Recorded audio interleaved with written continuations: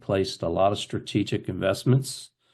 Top priority for you in this year?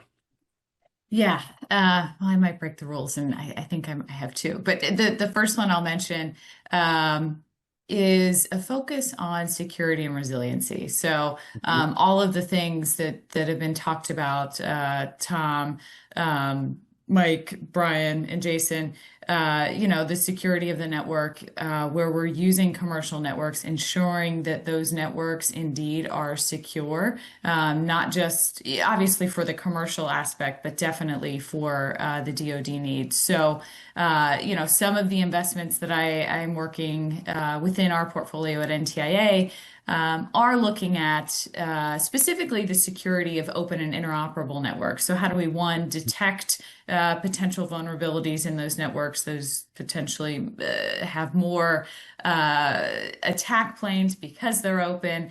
But I also kind of see it as an opportunity to inject security more easily, and more easily being able to identify when security issues arise because it is open, right?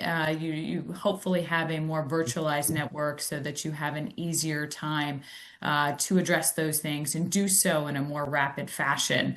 So that security, that resiliency, and that automation, right? Being able to do that in an automated fashion is going to be really important as you think about the cycles as to how those vulnerabilities arise. It's not sort of in a hardware cycle. It's definitely more rapid. And how can we align these networks to be able to inject patches or whatever security fixes we might need in a more rapid fashion? So a lot of that security, potentially bringing in the buzzword of AI, but really how can networks leverage AI to do those types of security features that are so necessary?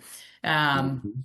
we definitely have smaller investments there, but I am excited to see how some of the university efforts out of Northeastern as well as Virginia Tech, we've got some awards, and then Booz Allen Hamilton is doing some work for us as part of the portfolio as well, really focusing on anomaly detection in the networks. So excited about that. And then the last one I'll mention, which I talked about before, is really driving that commercialization piece. So obviously we've got investments in radio units, but trying to achieve the overall objective that the Innovation Fund is set out to accomplish is driving commercial adoption of open and interoperable, and making sure that the investments that we've made are adopted, hopefully not just across the government, but in commercial networks, and really providing that opportunity for our investments to be successful and to be adopted commercially.